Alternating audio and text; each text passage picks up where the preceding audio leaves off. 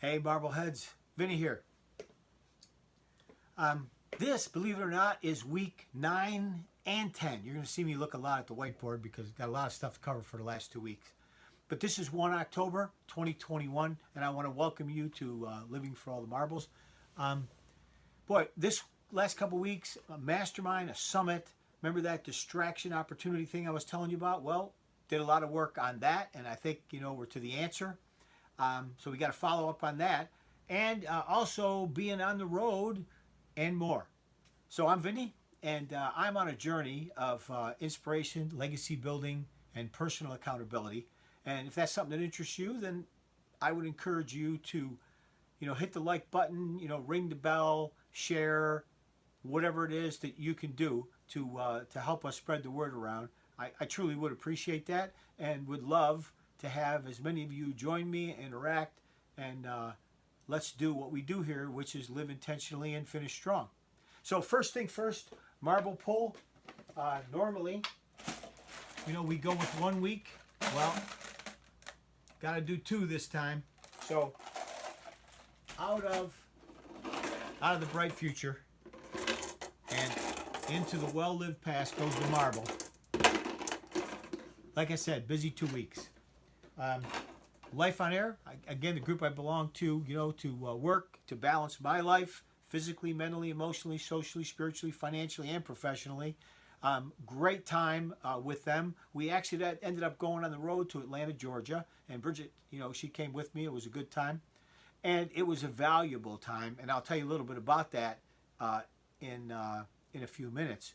But it was, in many people's words, they said it was literally life-changing because it's amazing what happens when people pour into you. But I'll talk a little bit about that later.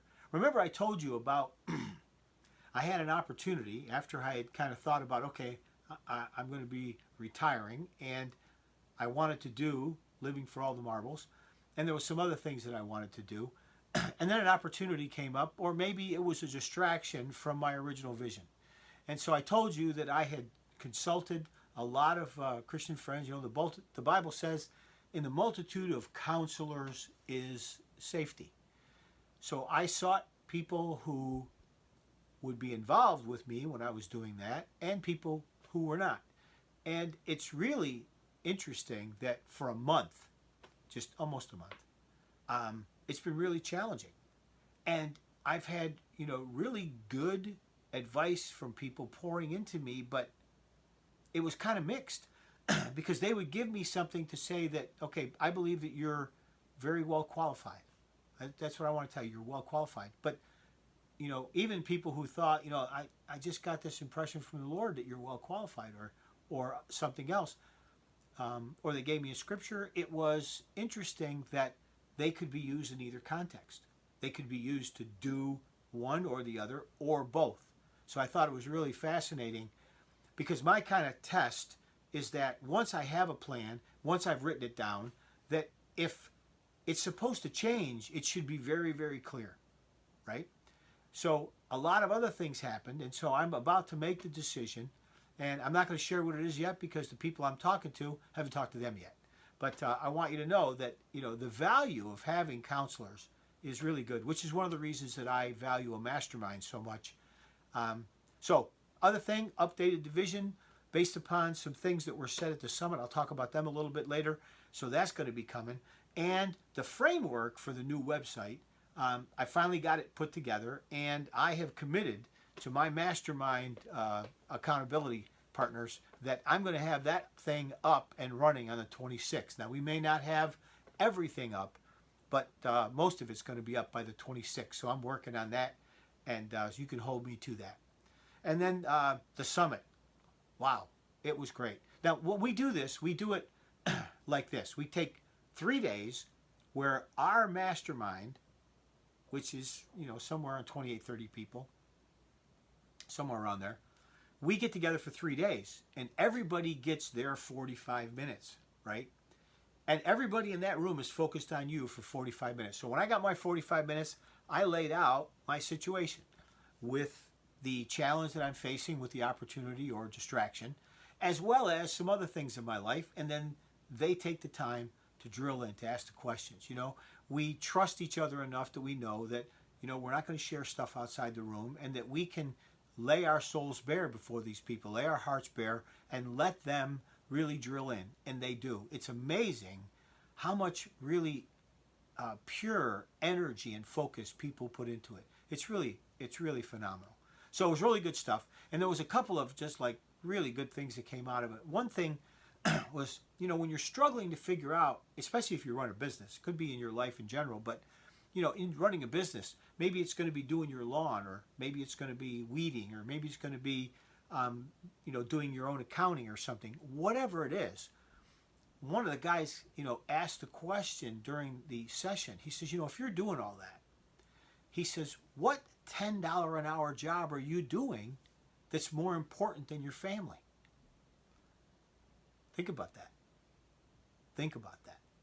Because if you're spending your time doing stuff that you could really have somebody easily do for $10 an hour, and you're losing time with your family, your son or daughter who may be getting ready to go to college, or who isn't around that much because they play sports, or maybe they're married and you don't get to see them that much, and you've chosen this $10 an hour job over seeing them, it's really just heart-grabbing for somebody to say, well, what $10 an hour job is more important than your family? I just thought that was phenomenal, and I'm going to own that and make sure that I try and keep track of what I'm doing. So at the training, wow, after the 3 days, then we get together one evening and then 1 day, and we just have training for the whole mastermind. And you can suggest the topics and things, and the leadership puts them together. For us, first night was mindset training, and it was really interesting because, we oftentimes say that we're broken, and, people say that, well, we're all sinners, we're broken, we are. But there's another perspective that was presented at this, and that is that, no, none of us are actually broken. Because even if we're lost, right, from the perspective of faith, we're learning. We have to learn, and we want to be accepted in God's family, and then we have to learn how to live in that family, but we're not broke.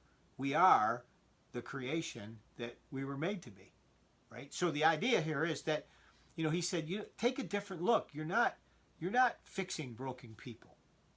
You're just helping other people. That's what you're doing. So I thought that was really interesting. We had a really good presentation starting the next day on faith, and it was really good. And people built on that. Other speakers built on that original presentation, so it was really kind of cool. And then we had a presentation on vision where the individual who did it, one of the coaches who did it, talked really about how in your vision, you might want to focus on not on the thing, but how it makes you feel. So for instance, for him, he found a lot more motivation in thinking about, for instance, his health in the perspective of, hey, I look at myself, I feel good, I look at myself, and I feel good about how I look, and that's how I make my decisions about what I eat, what I exercise, and the things that I do. Because you may look in the mirror and say, my goal was 180 pounds, and I weigh 183, I'm dissatisfied. But you look in the mirror and you go, I look good. So why worry about the 3 pounds? So it's really interesting that emotion, right, makes us act, not accountability. It's the feeling. When you think about $1 million, maybe, you don't think about just $1 million will make me happy. You think about, if I had $1 million, I could take my family to the Caribbean, and I can see it. I can see my wife and I sitting on the chairs. I can feel the sand, in between my toes. I can feel the breeze. I can see the kids playing in the water and laughing, or the grandkids. My wife reading next to me, got a little cocktail, and it's just nice. That feeling, that sense of peace and well-being, that's what I want, and that can motivate you to do some things. So I thought that was really good. There was another thing about cryptocurrency, and I'm really interested in that, and perhaps you are too. I may do a video on that someday, but I don't feel I know enough about it to really be of value yet. But I'm looking into it. I think it's kind of fascinating. But again, everybody I've talked to about it says, don't use money you can't lose. You can make a lot of money, you can lose a lot of money, but don't use money that you can't afford to lose. So I think that's really good advice. Now, the other thing they did was short-term rentals. The guy who did it's like, this guy's a black belt. I mean, he's got really, really good systems in place. He's got nice properties, and he's on top of it. And it was really interesting to hear because, when you look at something like how you're going to run a business and whether you want passive income or you want to be active, he pretty much said if you're going to be in that business, it's rewarding and it's fun, but you got to be available and you got to have a plan. You got to take care of people quick. It's not like a regular rental property where you can say, well, I'll get a plumber to you in a couple of days or something. No, these people are short-term rentals, so you got to do it. So it's really looks like he, from what I could see, ran a good business, and he'd be a great landlord. And I think he's, considered a super host or some really high designation. And then we had, some other presentations on wellness, so it was really kind of cool. And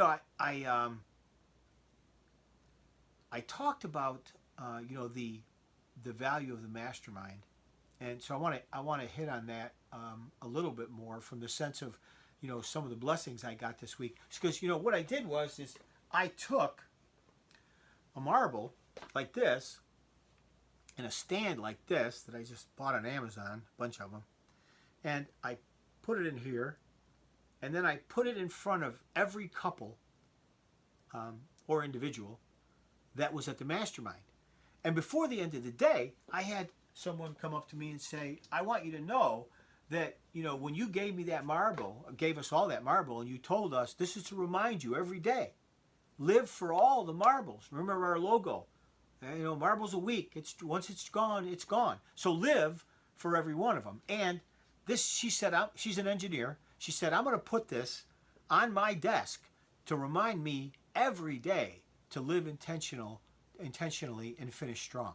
So I really, really appreciated that. And then the last night, I was talking to a friend who was there, and he told me, he says, I got it. He says, every morning, I put that thing in my pocket to remind me to live intentionally and finish strong. He says, and then every night, I put it on my dresser. He says, in the stand, and one of the last things I think about is to live intentionally and finish strong. He says it's really been helpful, and I mean that really blessed me.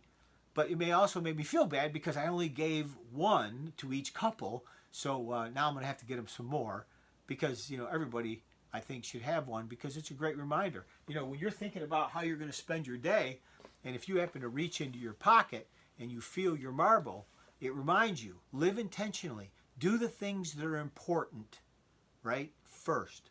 Do the things on the top of your list first. Fit everything else in around it. And base that list upon how you want to arrange your life. Makes sense, right?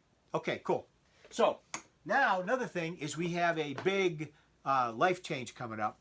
And I'm going to talk about that next week. So I want you to know I'll be talking about that next week. And then, Bridget and I also got a little sick. We wanted to go to the Ark Encounter. So we left Georgia and we went up through Tennessee and then Kentucky. And we wanted to go to the Ark Encounter, which is a full-size replica of Noah's Ark, put together with a lot of research in the Bible and archaeology and things.